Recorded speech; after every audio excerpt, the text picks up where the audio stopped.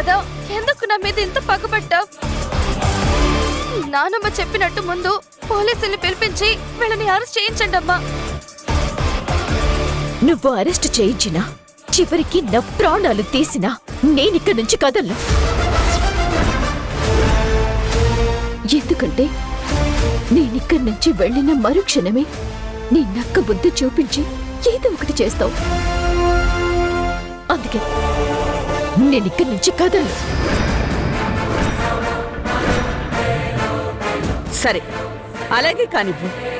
ఒక కుటుంబ పరువు కోసం ప్రాణాలు సైతం ఇవ్వగలిగే నువ్వు ఈరోజు కావాలని ఇలా చేస్తున్నావు. నిన్ను అరెస్ట్ చేయించి నా పరువు పోలీస్ స్టేషన్కి తీసుకెళ్లలేను.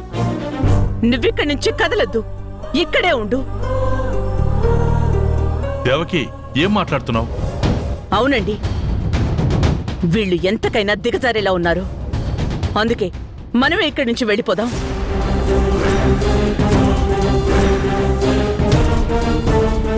అమ్మా, మీరు ఇల్లు వదిలి వెళ్ళిపోవటం ఏంటమ్మా? మరి ఇంకేం చేయమంటావు? అందరం కలిసి చచ్చిపోమంటావా?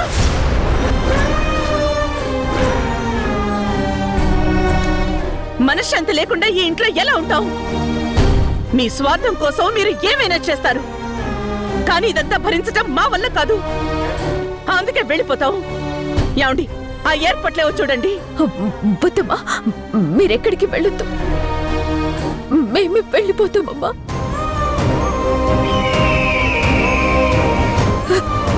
నేనెక్కడుంది మిమ్మల్ని కాపాడుకోవాలన్నా తాపత్రయంతో అమ్మా, అంతే తప్ప వేరే ఉద్దేశమే లేదు.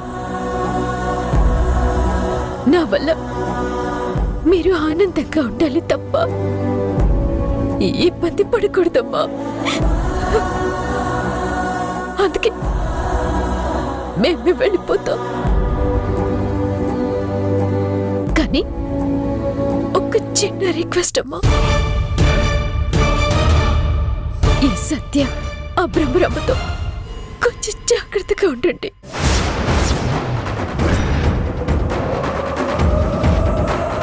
దయచేసి నేనెందుకు చెప్తున్నానో అర్థం చేసుకుంటామా. మనోహర్, పద, మనం ఇక్కడి నుంచి వెళ్దాం.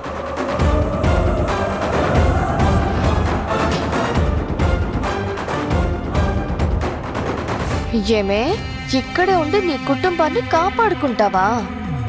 నీ వాళ్ళందర్నీ ఇక్కడి నుంచి ఎలా తరుముతానో చూడవే. ఉసురేమో ఇరిసేసింది కరుసైన కాలమిలా, ఎగురేసిన జీవితమంతా చిరిమేసెను చీకటిలా. బాధ నీరు కూడా భాష లేక గొంతు మూగబోయనా, పొగిలినంతలోన పొంత నిండలేని నిండు వేదనా.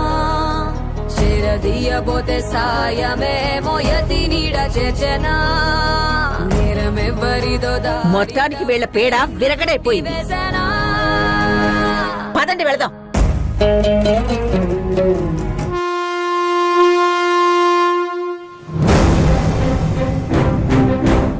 సార్, ఇదిగోండి సార్, మీరు అడిగిన 3 months రండి.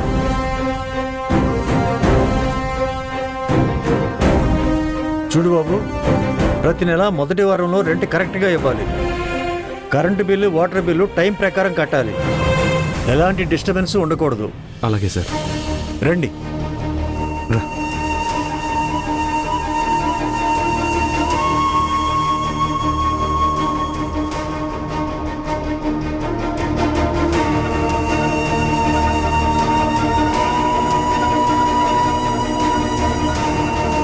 ఇంటి ముందు ఉంటూ అమ్మా నాన్నల్ని చూసుకుంటూ వాళ్ళకి సత్య బ్రహ్మరంభల ద్వారా ఎలాంటి ప్రమాదం రాకుండా చూసుకోవాలి అనుకున్నాను.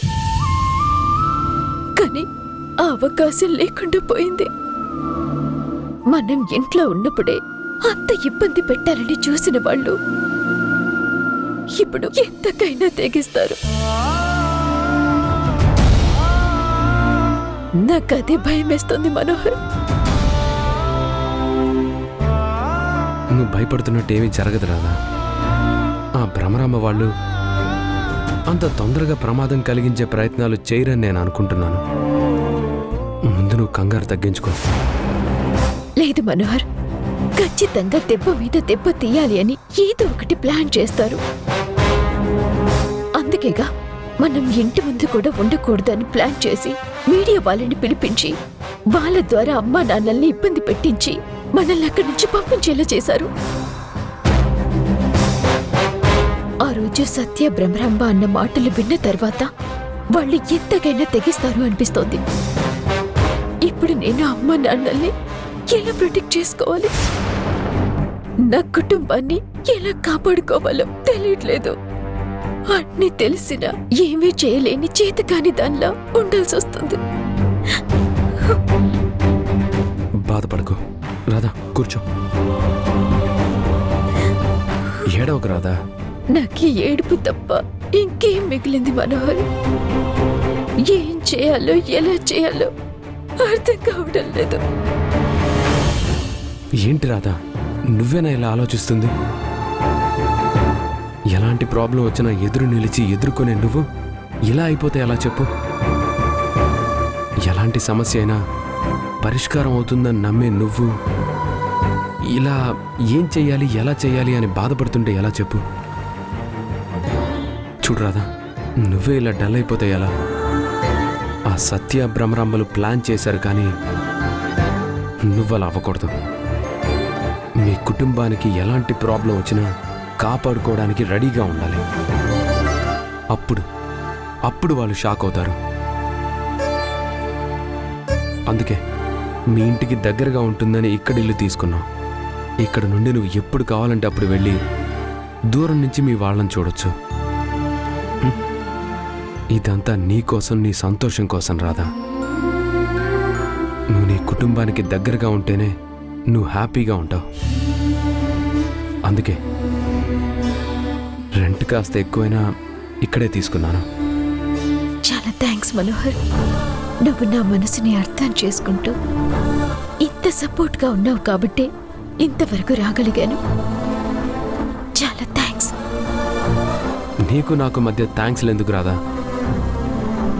నువ్వు సంతోషంగా ఉంటే నా మనసు ఆనందంగా ఉంటుంది. నిన్ను మహారాణిలా చూసుకోవాల్సిన బాధ్యత నాది.